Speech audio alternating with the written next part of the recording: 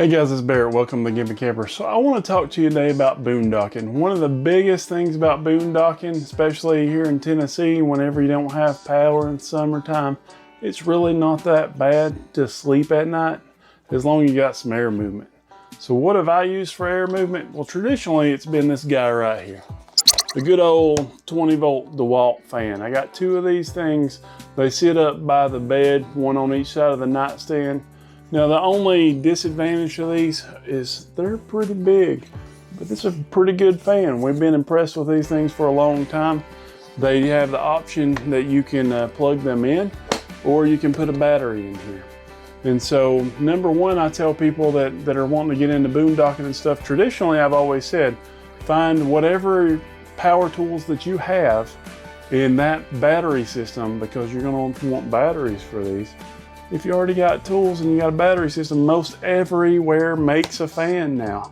I think that Rigid makes a fan, Dewalt makes a fan. I believe Harbor Freight makes a couple of fans. Yes, Harbor Freight makes a couple of fans. A couple of them are, I think the Bauer's only like $30, and I actually kind of wanted to test it out against this guy here, but I didn't have any Bauer batteries, and it doesn't come with batteries, so I never got to it. So if you have a tool set at home and you got some batteries, check and see if that manufacturer makes a fan, because a little bit of airflow in muggy Tennessee makes a lot of difference when you're trying to sleep. And the reason for that is, even if you have a generator, a lot of places you go, you don't want to run the generator all night, especially if it's like a dry camping campground. You'll still have quiet hours and such. But we've learned that, you know, once the sun goes down and everything, as long as you got some airflow, even my picky wife that says, I can't go camping if it's greater than 70 degrees outside. That's when we used to tent camp. But she doesn't even complain that much whenever we got some fans in the bedroom and we're just sitting there. So, fans are great. So we're gonna compare this guy today with my new favorite fan, which is this little guy. Ooh. Now I'm going to say that I'm going to write the name down along the bottom of the screen here from the Amazon, what this is manufactured as and sold as. But it's branded Zero Polar, which from what I understand is a pretty decent company. It's not the brand that I bought, but it's the brand that they sent me. It looks like the same fan. I guess they just put different brands on there. So I've been pretty happy with it, but we're going to go through the pros and cons of each fan right now. So the first time that I went dry camping with a camper, I went and got a little 750 watt inverter. I got a fan and I had my house battery. I thought, oh, this will take care of it. This will give us some airflow. That battery lasted about 4 hours with the fan before it died. So that didn't work. So that's when we stepped up to this, because I had some Dewalt tools. And so I got a 5 amp hour battery here. You know, you can put different sizes in here. Obviously, the bigger the size, the longer it's going to last. But I'll have to say I'm pretty impressed with how long these batteries last. If you just put it on medium like we usually do, it'll last a couple of days. So we got the battery in, and then we're going to turn her on.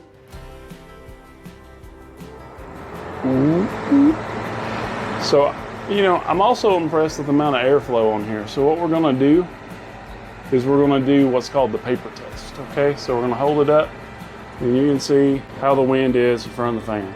It's obviously quite a good stream for a fan this small. Now the pros for this fan is that I have a bunch of batteries that fit the fan, and it is a pretty strong fan. But the cons are the size. And so when we put them on our bedside tables up there, number one, they don't fit because the cabinet's about this tall. So they don't fit unless you rig it and move it like that. And then you got to reach behind there to get to the dial all the time. It's just not ideal. As well as whenever we're plugged in somewhere, we usually still have them plugged in, and so it's got a cord running through there, and it's just a big old mess. But if you just need a fan, works great. I still from time to time get these fans out whenever we're outside sitting around with some company, just to have a little airflow blowing on me. So I've been really happy with this. other than the space. And when I had it sitting on the bedside table a couple weeks ago, it did slide off. That's only happened this one time, but it slid off and got behind the slide, which I only caught because I heard a little bit of commotion going on in there.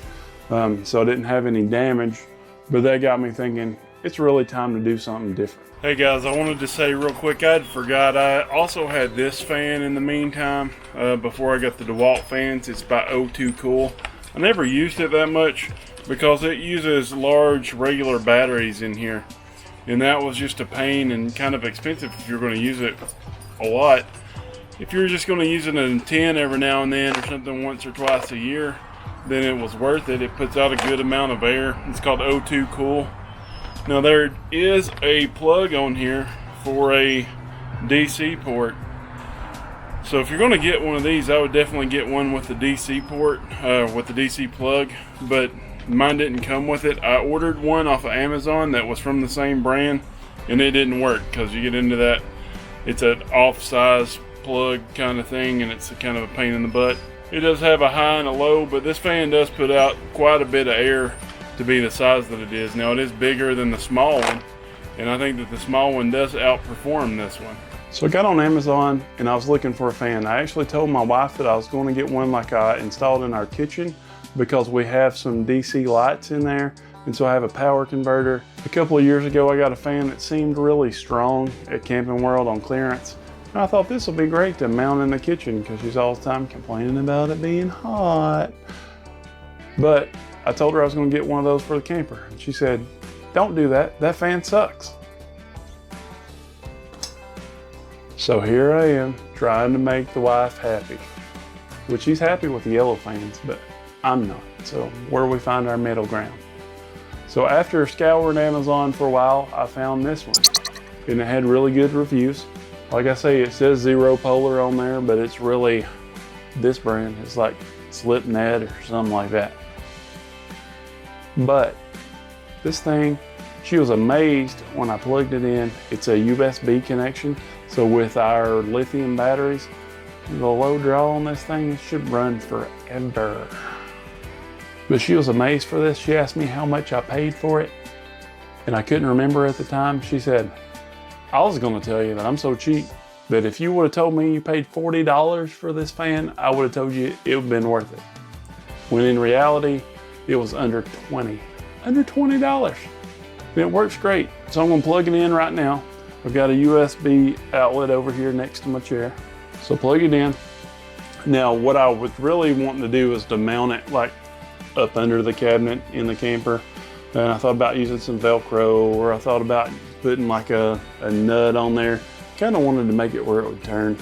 But my wife told me to stop messing with it because it's a fine fan and just leave it alone. I probably will put a little bit of Velcro on there just so we can Velcro it to the bottom of the table. And that way it won't slide off and fall and break. Because it is plastic. Yeah, it's less than $20, and I wouldn't expect it to last too many times if you slammed on the brakes and it went bashing across the camper. There's a power button back here. There's 3 fan feeds, so we're going to turn it on low. So it's 6-inch fan. And so the paper's been held down, and it's still blowing it quite a bit. It's a pretty strong fan. This is actually about the speed that I just imagined that a USB fan would put out. It was a little bit of airflow, and this is kind of what I just expected when I ordered it. So let's go to medium. So then it kicks it up a little bit. And you probably can't really tell a lot of difference in the paper, but it's a pretty good uptick. Let's put it on high.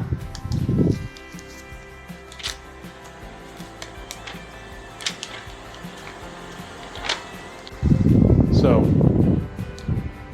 I don't have one of them fancy wind thingamajiggers that shows you how fast it's spinning and the airflow's coming out of there, but I'm going to tell you, this thing is quiet and it's powerful. So I did find a setting on here because I happened to look and see the sticker back here the other day, and it says if you long press this button it turns on super wind, which ironically, and it says it only works with a 2 amp USB plug, but it is faster than high, so I'm even more impressed with this than I was initially. I'll tell you, this thing about freeze you out. Granted, it's winter time right now, but I overdid it with the furnace the other night and got a little toasty. I had to turn this thing off pretty quick because it's sitting there blowing on my face. It feels really cool right now. So, if you're looking for a USB fan, I'm going to tell you that this is going to be my #1 for boondocking these days. And I'm probably going to order 2 or 3 more of these for less than 20 bucks. Because the wife is happy, so we made mama happy, now everybody's happy. So if you want to make your mama happy, you can go down to our description where we have an Amazon link. We are Amazon affiliate, we get a couple of pennies if you order one of these. But I'm just telling you, I'm pretty happy with this fan. Cool. The cord on this thing's about 3 or 4 feet. We got a couple of USB ports by the bed, so this is going to be great for us, but might not be great for you. But I'm telling you, can't go wrong with the big boys here either. So whatever tools you have, just think, do they make a fan? Because one night of you going camping when it's muggy and hot and sweaty and you're trying to sleep, you're gonna wish you just spent $20, or I think those Dewalt fans were like $90, and they were worth it the first day. So guys, that's really all I got for you. I know this was kind of a jumbled video and didn't make a whole lot of sense, but I just want to tell you, it's getting ready to be summertime and it's gonna be hot in a few months, and you're gonna want a fan, and you might want to get one now. And I really think that this one will blow you away. Ha ha ha ha ha. Do not forget to hit that subscribe button.